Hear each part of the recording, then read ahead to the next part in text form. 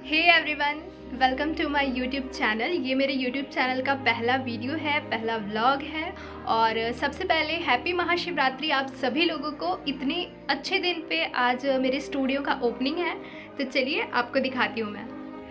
पर उससे पहले आपको ये जानना ज़रूरी है कि मैंने इसकी प्लानिंग कैसे की, मार्केटिंग कहाँ से किया, सब कुछ मैं आपको दिखाऊंगी, तो वीडियो में एंड तक बने रहिएगा। यहाँ से स्टार्ट हुई हमारी मार्केटिंग। सबसे पहले हम गए फर्नीचर की शॉप पर, जहाँ से हमें अपने स्टूडियो के लिए चेयर लेना था। तो हमने ये वाला चेयर फाइनल कर लिया था, जिसे वो भैया हमें सेट करके दिखा रहे थे। उसके बाद हमने कुछ स्टूल्स और घर के लिए भी कुछ चेयर्स लिए। फिर ये भैया हमारी चेयर को अच्छे से इंस्टॉल कर रहे थे, स्क्रू वगैरह उसमें लगा रहे थे, ताकि हम जब उसे अपने साथ घर ले जाएँ तो हमें कोई प्रॉब्लम ना हो इंस्टॉल करने में। सेट हो जाने के बाद मैंने भी चेयर पर बैठकर देखा, ताकि घर ले जाने के बाद कोई प्रॉब्लम ना हो। फिर पापा और एक अंकल ने मिलकर चेयर को गाड़ी में रखा और पापा उसे अपने साथ घर ले गए। फिर हम निकल गए बाकी का सामान लेने के लिए मार्केट। अब आप सोच रहे होंगे हम मतलब कौन? अभी दिखाती हूँ। हम मतलब मैं और मेरी मम्मी। उसके बाद सबसे पहले हम गए कॉस्मेटिक्स की शॉप पर, जहाँ से हमने कुछ सामान लिया। फिर गर्मा गर्म चाय पिया। उसके बाद हम आ गए आर्टिफिशियल ग्रास की शॉप पर, जो हमें अपने स्टूडियो में लगाने के लिए लेना था। और यहाँ से हमने कुछ वॉल स्टिकर भी लिया। फिर मैंने खाई अपनी फेवरेट फ्राइड इडली, जो कि मुझे बहुत ज़्यादा टेस्टी लगी। उसके बाद मैंने दाना भी ले लिया।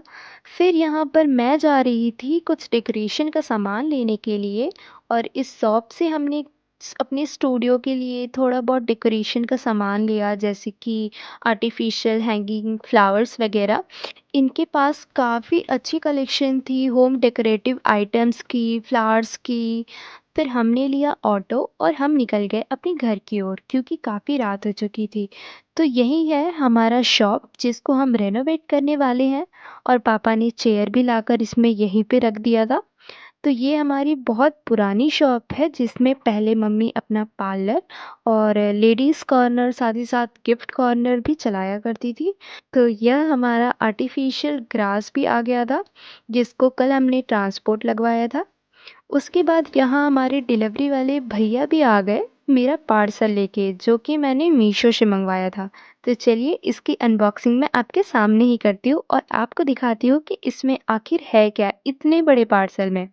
तो मैंने मंगवाया था इसमें 3D वॉल स्टिकर, जिसकी क्वालिटी मुझे लिटरली बहुत ज़्यादा पसंद आई। तो मैंने टोटल 24 पीसेस मंगवाया था। नेक्स्ट डे हमने शॉप को खाली किया, और यहाँ पर कारपेंटर अंकल भी आ चुके थे, जो भैया के साथ मिलके अलमीरा वगैरह बाहर करवा रहे थे। उसके बाद यहाँ पर हमारा शॉप खाली हो गया था। तो और फर्नीचर का काम भी हो रहा था, मिरर वगैरह सेट हो रहा था। फिर शाम होते-होते मैं भैया के साथ सनसेट का व्यू एन्जॉय करते हुए निकल गई अपना पार्सल रिसीव करने के लिए। तो वहाँ पहुँच के हमने किया अपना पार्सल रिसीव। घर लाकर मैंने स्टार्ट कर दी उसकी अनबॉक्सिंग। मैं इतना ज़्यादा एक्साइटेड थी उसे देखने के लिए, क्योंकि उस पार्सल का वेट मैं काफ़ी टाइम से कर रही थी। महाकुंभ की वजह से पार्सल काफ़ी डिले हो चुका था डिलीवर होने में। तो मैंने इस पार्सल को ऑर्डर किया था श्री कस्टम्स से, जो नेम प्लेट्स वगैरह डिलीवर करते हैं, जिन्होंने काफ़ी अच्छी पैकेजिंग की थी ताकि प्रोडक्ट सेफली डिलीवर हो। तो यहाँ पर फाइनली मैंने अनबॉक्सिंग कर लिया था। तो इसमें आया था हमारे स्टूडियो का नेम प्लेट, जो कि है Priyanshi makeovers makeup studio and academy, जो कि बहुत ही ज़्यादा प्यारा लग रहा था। इसकी क्वालिटी काफ़ी ज़्यादा अच्छी थी। अब नेक्स्ट डे हमारा वायरिंग का काम स्टार्ट हो गया था। काफ़ी सारे बल्ब्स लग रहे थे, लाइट्स लग रहे थे, क्योंकि मुझे अपने स्टूडियो में बहुत सारी लाइट्स चाहिए थी। और रात होते-होते हमारा बैनर भी आ गया। इसके अलावा भी एक और बैनर था, जो कि स्टैंड में नहीं था, बट वो काफ़ी बड़ा था, इस वजह से मैं उसे वीडियो में नहीं ले पाई। उसके बाद मैं अपने स्टैंड वाले बैनर को अपने घर में लेके आती हूँ फ़िलहाल के लिए, और हॉल में ही रख देती हूँ। और खुद ही खड़ी होकर पढ़ने लगती हूँ। नेक्स्ट डे सुबह में भैया ने स्टार्ट किया आर्टिफिशियल ग्रास को लगाना, जो कि काफ़ी बड़ा और बहुत ही वेटेड था। तो उसे फिक्स करने में बहुत प्रॉब्लम आई। उसके बाद मैंने और मम्मी ने मिलकर पूरा ग्रास और जो हमारा 3D वॉल स्टिकर था उसे लगवाया, जो कि हमने मीशो से मंगाया था। अब ये देखकर आप लोग सोच रहे होंगे कि मैं क्या कर रही हूँ। मैं आपको बता दूँ कि मुझे मेकअप के साथ-साथ क्राफ्टिंग का भी बहुत शौक है। तो मैं चाहती हूँ कि मेरे स्टूडियो में ऐसी चीज़ें रहें जिसे मैं खुद अपने हाथों से बनाई हूँ। बाकी ये क्या है, कहाँ लगेगा, किस तरीके से डेकोरेट होगा, ये सब जानने के लिए वीडियो को एंड तक देखिए। वीडियो एंड होते-होते आपको पता लग जाएगा।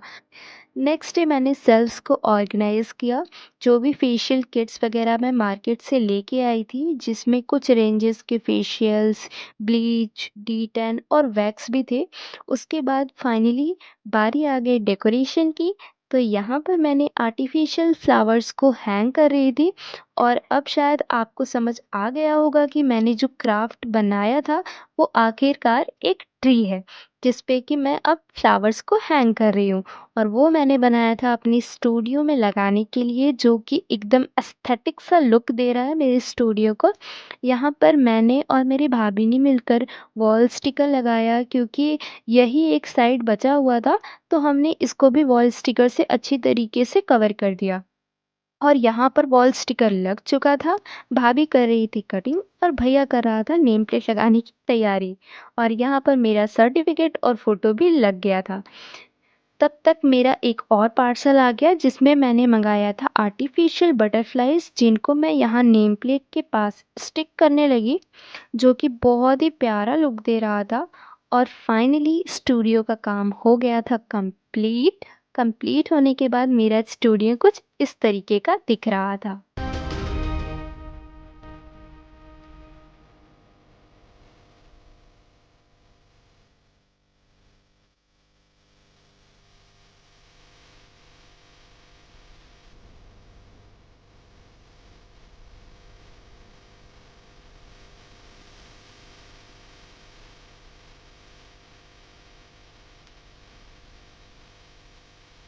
ये रही मैं, और नेक्स्ट डे था हमारे स्टूडियो का ओपनिंग।